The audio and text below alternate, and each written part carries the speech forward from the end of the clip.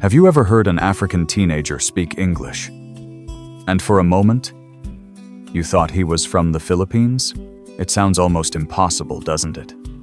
Yet one night, in a small room lit only by the glow of a cracked smartphone screen, a young man named Tayo did something that would make millions stop scrolling and stare. He wasn't rich. He wasn't even famous, at least, not yet. But that night, he uploaded a 30-second clip to TikTok, just a simple reaction video about a cooking challenge. His English had rhythm, warmth, and that unmistakable tone. The way Filipinos speak English. Gentle yet confident. Emotional yet clear. The caption said, "I learned to speak like a Filipino because it feels more human." And somehow, those words broke the internet across Africa. Within hours, comments flooded in. "Bro, why do you sound Filipino? They're all spendent. You talk like those vloggers from Manila, man. This is how English should sound, respectful, not forced." Tayo, a 2-3-year-old from Lagos, had no idea that this small act, imitating the way Filipinos speak English, would start a quiet revolution. 1 million people shared his clip. Teachers discussed it in classrooms. Even journalists started writing headlines. The Filipino accent is taking over African social media. But behind the viral fame, behind the laughter and surprise, there was something deeper, something personal. Tayo didn't just copy an accent for fun.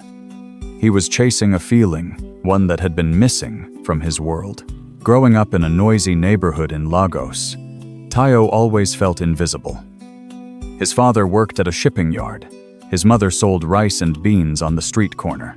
He dreamed of becoming a YouTuber, someone who could make people smile through stories. But every time he posted a video, someone mocked his English. "You sound too local. Your accent is funny. No one will watch you if you don't sound like an American." And so, for years, he tried painfully to change how he spoke.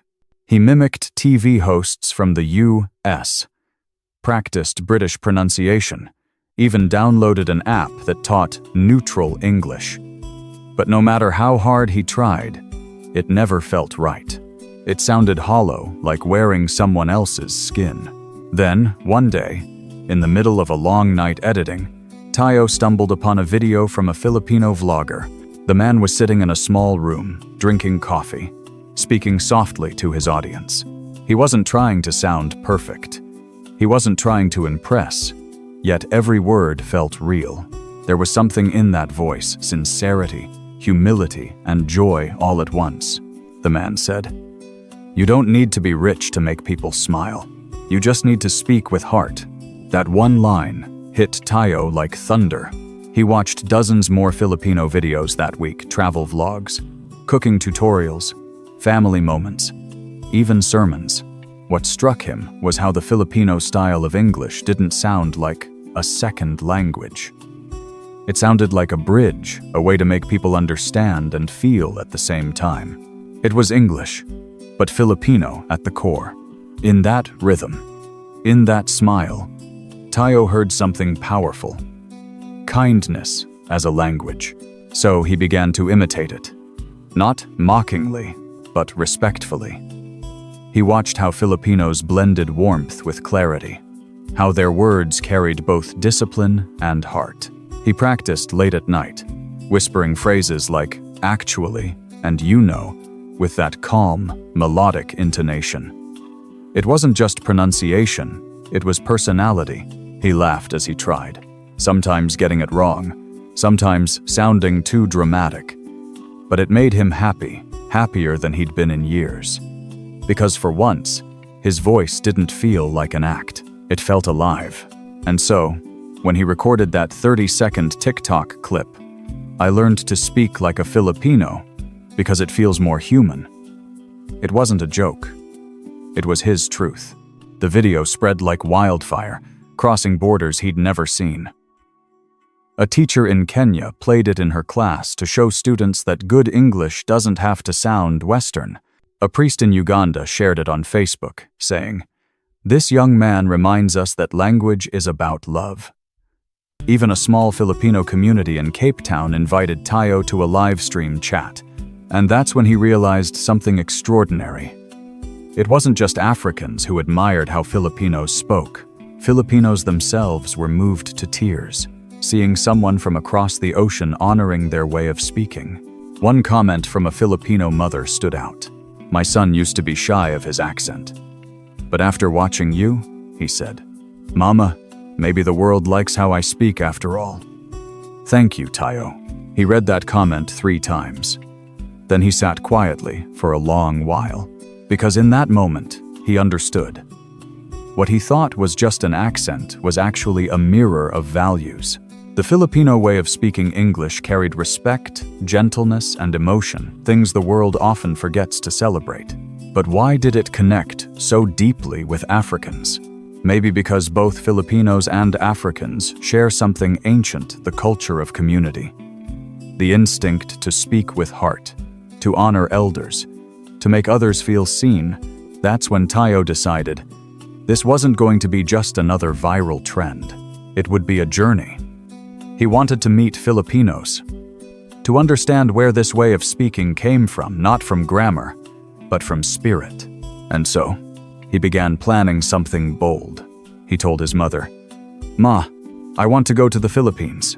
She laughed, thinking it was just a dream. "My son, you can't even pay for a plane ticket." But he smiled and said softly, "Maybe I can't yet. But something in my heart tells me the Philippines is waiting for me." He didn't know that this dream, this small, fragile wish would change his life, and perhaps the way millions across Africa see themselves.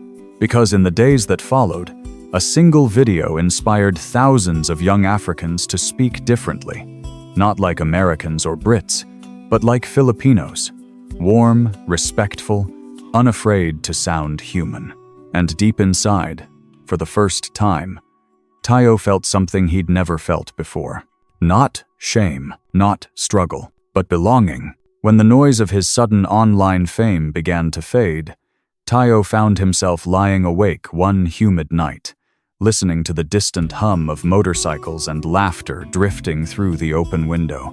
His phone screen kept glowing beside him, full of notifications, comments, invitations. But among the chaos, one message stood out. It came from a woman named Liza, a teacher from Cebu. Her message was simple. "Hi, Tayo. Your video touched our hearts. You sound like us. But more than that, you understand us." He read it again and again. Those words carried a warmth that pierced right through the digital noise. They didn't feel like flattery. They felt like recognition, the kind that comes when someone sees not just what you do, but who you are. So he replied. That single reply became the beginning of long nightly conversations about language, about life, about why people from 2 faraway worlds somehow understood each other so easily. Liza told him that in the Philippines, English wasn't just a school subject. It was something deeper, something that reflected the Filipino spirit, polite but passionate, emotional but precise. "We don't just speak English," she said. "We feel it." Those words stayed with Tayo for days. He began watching even more Filipino content sermons from priests in Mindanao, talk shows from Manila, podcasts by nurses working abroad. He started noticing a pattern that fascinated him. Whether it was a farmer or a TV host, every Filipino who spoke English carried that same tone, humble yet confident, never harsh, always sincere. It was English with a heartbeat. He started studying it like a musician studying melody.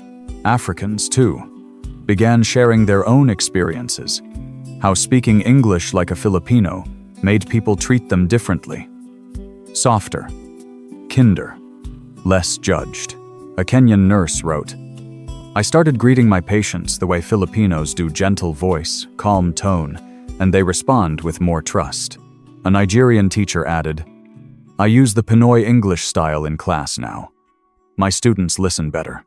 And little by little, something remarkable began to happen. What started as one man's curiosity was turning into a cultural bridge. Millions were finding comfort in a language style born thousands of miles away. But for Tayo, it wasn't just a social trend. It was spiritual. One night, during another conversation with Liza, he asked her why Filipinos spoke English that way. She smiled through the screen, her face glowing softly in the dim light.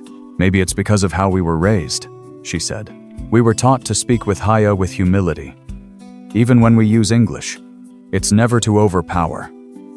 It's to connect."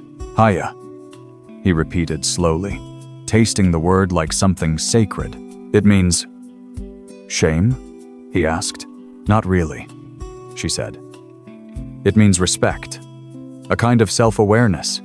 You speak knowing someone is listening, and you want to make them feel comfortable." Tayo went silent for a moment, because in that one word, he suddenly understood what had been missing from so much of the English he'd been taught in school, the soul. That night, he recorded a new video, sitting in his small room, with the faint sound of rain tapping against the roof. He looked directly into the camera and said softly, "We've spent too long trying to sound powerful. Maybe it's time we learned to sound kind." He didn't shout. He didn't add music or filters. Just that one sentence. And that was enough. The video reached 2 million views in 3 days. Filipinos began calling him Kuya Tayo, a term of affection that means older brother. Africans began tagging him in videos practicing their own Pinoy English. They laughed through their mistakes, but you could see pride in their eyes. They weren't just copying an accent, they were learning a new way to express warmth. Tayo began receiving invitations from Filipino vloggers who wanted to collaborate. One of them, a pastor from Davao, invited him to join a live podcast about language and faith. Another asked if he'd consider visiting the Philippines to speak at a youth camp. He couldn't believe it. A few months earlier, he'd been a nameless dreamer struggling to find his voice. Now, an entire country wanted to welcome him because he had found it in their voice. But something in him hesitated. He feared being misunderstood, that people might think he was exploiting Filipino culture for fame. So one evening, he messaged Liza again and confessed his doubts. "Liza, do you think it's right for me to keep doing this? I'm not Filipino. I don't want to disrespect your culture." Her reply came after a long pause. "Tayo, you don't need to be born Filipino to speak with our heart. You already do." That message hit him harder than any viral comment ever could, because he realized then that being Filipino wasn't about blood, it was about intent.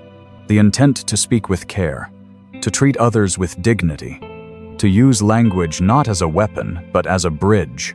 From that day, Tayo made a quiet promise to himself. If he ever set foot in the Philippines, he would not go as a tourist, but as a student of the heart. And yet, even before he bought a ticket, even before he could imagine the ocean that separated their worlds, he began noticing something miraculous happening back home. In classrooms, in radio shows, in cafes, more and more Africans were speaking English differently, gentler, smoother, kinder. When he heard it for the first time, while passing by a group of students laughing outside a cafe, he smiled to himself. "That's Pinoy English," he whispered, and he felt something rise in his chest. Pride, humility, gratitude, all at once. Because somewhere between Africa and the Philippines, a new kind of voice was being born. A voice that spoke not just to the mind, but to the soul.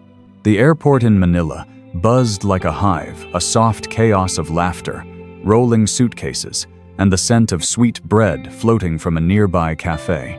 When Tayo stepped off the plane, a wave of warm air wrapped around him, thick with the smell of rain and salt. He closed his eyes for a moment and smiled. He had imagined this moment so many times, yet nothing prepared him for how alive it felt. He wasn't there as a celebrity, or even as a guest. He had come as a learner, a man chasing the truth behind a voice that had touched his heart from across the sea. As he walked out of the terminal, a group of people waved small signs with his name. One of them was Liza. She looked exactly as she did on the video calls. Kind eyes, simple clothes, the kind of smile that felt like home. Beside her was a young pastor named Miguel, holding a small placard that said, "Welcome, Kuya Tayo." He laughed softly, shaking his head. "You really call me Kuya, huh?" Miguel grinned. "Of course. You earned it." And eldest not from the screen. They drove through the city, past jeepneys painted in wild colors, children playing under light rain, vendors shouting joyfully at passing cars. Every sound felt musical. Even traffic sounded friendly here. "People in Manila talk a lot," Tayo said, staring out the window. "Yes," Liza laughed. "But if you listen carefully, you'll notice nobody's angry. It's how we show love. We talk because we care." He thought about that as they passed through the narrow streets of Quiapo, where church bells rang and women sold sampaguita flowers outside the gate. He had seen poverty before, but there was something different here, a kind of grace in the way people smiled even when life was hard. That night, after dinner, Liza invited him to her school to meet her students. They were a group of teenagers from different backgrounds, some shy, some loud, all curious. When Tayo walked into the classroom, they stood up in unison and greeted, "Good evening, Sir Tayo." The harmony of their voices made him grin. He sat on a small chair at the front of the class and asked, "Why do you all speak English so beautifully?" One girl raised her hand shyly. "Because it's how we talk to the world, sir. But we try not to lose our heart when we do." Her answer silenced him. He realized then that what he had admired from afar, that warmth, that humility wasn't accidental. It was taught. After class, he joined them outside as they sang a song in Tagalog under the glow of a single bulb. He couldn't understand the lyrics, but he understood the feeling, belonging. One of the boys handed him a small ukulele and said, "Kuya, try." He laughed, strummed a few awkward notes, and the class cheered anyway. That night, while walking back to the guest house, he whispered to himself, "This is what English sounds like when love teaches it." The next few days were a blur of discovery. He visited a small coastal village where children practiced English by watching Filipino dramas. He joined a Sunday Mass, where the priest delivered half the sermon in Taglish, switching effortlessly between English and Tagalog, as if both belonged to one language of faith. But what moved Tayo most was a visit to an OFW family, overseas Filipino workers, who had just returned from Dubai. The father, a quiet man with calloused hands, told Tayo, "When we go abroad, people know we're Filipino the moment we speak, not because of how perfect our English is, but because of how gentle it sounds. It's our fingerprint." Tayo nodded, his heart swelling. He had seen many accents in his life. British, American, Nigerian, South African, each carrying pride or precision. But this Filipino English carried care. It was a language that never raised its voice, yet always reached the heart. He began recording his journey, filming short clips for his followers. In one video, standing beside a fisherman's boat at sunrise, he said, "This is not the accent of a small country. This is the accent of grace." That line would later become the title of his next viral post. But the turning point came one afternoon in Cebu, when Liza took him to visit her elderly father.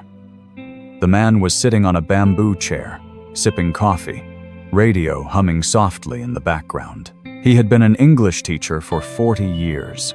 When Tayo introduced himself, the old man smiled faintly and said, "So, you are the young man making Africans sound Filipino.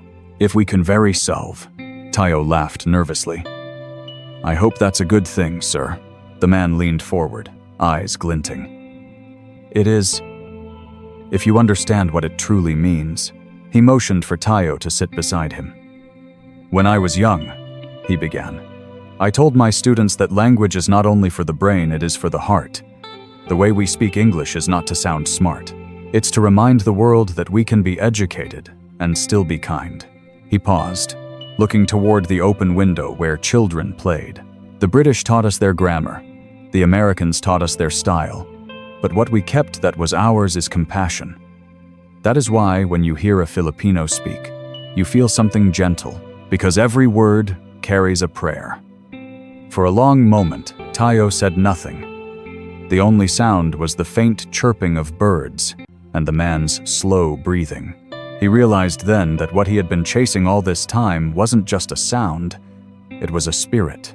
When he finally spoke, his voice trembled slightly. "Sir, do you think people in Africa can feel that too?" The old man smiled. "Yes, my son, because kindness doesn't need translation." That night, Tayo sat on the beach, the waves brushing against his feet, the stars glimmering above. He thought about all he'd seen, the laughter, the humility, the faith woven into every sentence Filipinos spoke. He recorded one last video that night. He said softly, "I came here to learn how Filipinos speak English. But what I found is that they don't just speak it, they live it. Every sentence carries love, every pause carries respect. And maybe that's what the world needs most, not perfect English, but perfect kindness." He ended the video with a small smile, his eyes reflecting the ocean. When he uploaded it, he had no idea that it would become the most shared video of his life. The morning he flew back to Lagos, the sky over Manila was the color of ripe mangoes, soft and glowing. At the airport gate, Tayo hugged Liza and Pastor Miguel, then bent to kiss the hand of Liza's father the way he had seen Filipino sons do. No one said goodbye. They just said, "See you," because somehow that felt closer to the truth now. As the plane lifted through clouds, he pressed his forehead to the window and whispered a quiet thank you. He carried no souvenirs in his bag, but his chest felt heavy with gifts that did not need wrapping. He had come looking for an accent. He was leaving with a way of living. Africa greeted him with a heat that rose from the pavement in shy waves, with bus horns and street vendors calling his name as if they had been waiting. At home, his mother stood in the doorway, arms folded as though to hide the shaking in her hands. When he reached her, she held him too long and asked no questions. That night, over stew and rice, she listened as he described church bells in Quiapo and children sharing a ukulele under a single bulb. She laughed at his stories of jeepneys and early morning pandesal, then grew quiet when he spoke about the word haya. He told her it meant speaking like someone else matters. She nodded slowly and said, "That sounds like the language my mother used, long before English came to our house." His first day back online felt different. The algorithm still hummed, but it no longer felt like the master of his fate. He opened a blank page and wrote 3 words before hitting record. "Speak with heart." He talked about Manila's traffic that sounded like laughter, about a classroom where respect was a habit, not a performance. He said he would stop trying to prove he could speak English well and start proving he could speak English kindly. He asked his followers to try something new for 7 days. "Greet your bus driver the Filipino way," he said, looking straight into the camera. "Give your sentences a smile. Slow down enough to let respect sit between your words. Not to impress anyone, to honor them." The response was like a tide that had only been waiting for permission. Day after day, people from Accra, Kigali, Nairobi, and Pretoria posted their short videos, not to show off their pronunciation, but to show faces softened by gentler voices. A Ghanaian radio host tried it on the morning show and said callers sounded less angry. A South African teacher asked her class to say good morning with both clarity and warmth when she later spoke to a parent. The parent cried because no teacher had ever spoken to her like that. A Kenyan taxi driver filmed himself greeting passengers the way Filipino drivers greet theirs, and the comments flooded in from strangers who said they wanted to ride with him just to feel safe for 10 minutes. Not everyone was convinced. One TV commentator asked why Africans needed to borrow anyone's style. Tayo sat with that question for a long time. Then, he made a video without music, sitting at the edge of his bed where the light was honest. He said he did not believe in erasing the voice of his continent. He believed in purifying it. He believed in a kind of English that did not force Africans to pick between sounding educated and sounding human. He spoke about the Philippines, the way you speak about a friend who helped you stand up when you had fallen. He said, "We are not copying to become them. We are learning to become our best selves." The clip reached another corner of the world that Tayo had not touched yet.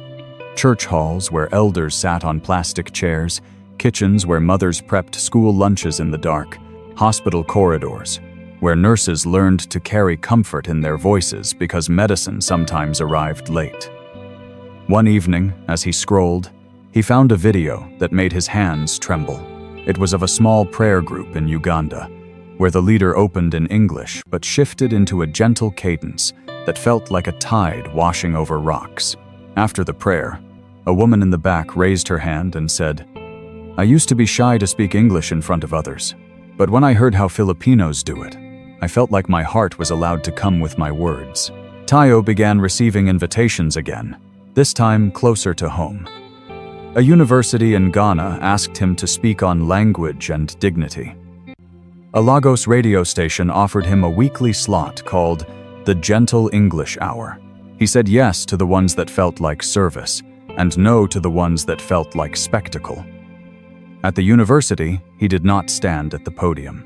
He walked among the students and told them how a Filipino father with calloused hands had given him a definition of fluency that no dictionary owned. "Fluency," he said, "is when your knowledge and your kindness arrive together." The hall fell into the kind of silence that is not empty but full. The night that changed everything arrived without announcement. His mother was asleep. The city was a chorus of distant engines and crickets, and Tayo sat on the balcony with his phone and the ocean of stars above. He went live, without a plan, the way you knock on a door because you miss someone. Thousands joined within minutes, then tens of thousands. He told a story he had not told before, about being 12 and mocked for the way he said certain words. How he learned to laugh first so no one would hear the part of him that broke. After a long breath, he said, "Manila gave me my voice back. But you know what it really gave me? It gave me permission to love people with that voice." And then he asked a question that felt like a bridge lowering. What if Africa and the Philippines decided that this is what our English would be known for from today? Not perfect grammar, perfect gentleness. People answered in the chat with simple promises. "I will greet my students with kindness tomorrow. I will speak to my wife softly, even when the day is heavy. I will correct without crushing. I will listen before I insist." He watched the promises rise like lanterns. Somewhere between those lines, he realized he was crying. Not loudly. The way leaders cry in quiet rooms when no one is watching and everything is watching. A week later, the Lagos school, where he once felt invisible, invited him back. The principal met him at the gate. Thinner hair, wider smile. "We have something to show you," he said. In the assembly hall, hundreds of students stood shoulder to shoulder, uniforms neat, eyes curious. A girl stepped forward to speak. She was small and serious, the kind of serious that grows in children who have learned to listen. In English that carried the warmth of both continents, she said, "Good morning, sir. We want to try your 7 days for 7 weeks. We want to keep the kindness." The hall exhaled as one. The teachers exchanged looks they would later call relief. Afterward, Tayo found himself alone in the old classroom that used to swallow him. He touched the scratched desk, the smudged window, and thanked the boy who had survived here long enough to meet a country across the ocean. When he stepped outside, his mother was waiting with a small packed lunch and a bigger smile. She said she had been practicing something too. When she spoke, the words came out in the same soft rhythm he had brought home, and the two of them laughed until neighbors leaned on door frames to listen. Months passed the way good seasons pass, full but unhurried. Africans kept speaking a little gentler. Filipinos kept sending messages that felt like hugs. The bridge did not crack because it was built from ordinary acts, done again and again. Tayo understood now that he would spend the rest of his life polishing this bridge, not as a star, as a brother, One evening, he recorded a final message for the chapter he had started. He sat by the window, between street sounds and the quiet of his own breathing, and looked at the lens as if it were the eyes of everyone who had traveled with him. He said, "If you are watching this from the Philippines, know that your voice changed us. You taught us that English can carry tenderness without losing truth. If you are watching from Africa, know that our dignity grows when our words are gentle. We are not small when we lower our tone. We are strong enough to keep it soft." Then he asked the question he had been waiting to ask since the beginning. Have you ever noticed how two shores can share one voice when kindness is the tide? He let the silence sit, respectful as a prayer. Somewhere, he believed, church bells were ringing in Manila. Somewhere else, a mother in Lagos was teaching her child to say good morning with a smile in the syllables. When he ended the recording, he did not check the numbers. He stepped outside instead. The city smelled of rain. A boy ran past, chasing nothing and everything. Across the street, a bus driver waved at him and called out a greeting in English that sounded like sunlight. Tayo waved back and felt the old ache in his throat turn into something simple and clean. It was never just about sounding Filipino. It was about learning the courage to sound human. And in that courage, two continents met and recognized each other, not by flag or anthem, but by a voice that chose care over conquest. A voice that, once you hear it, you want to answer with your best self. A voice that feels, at last, like home.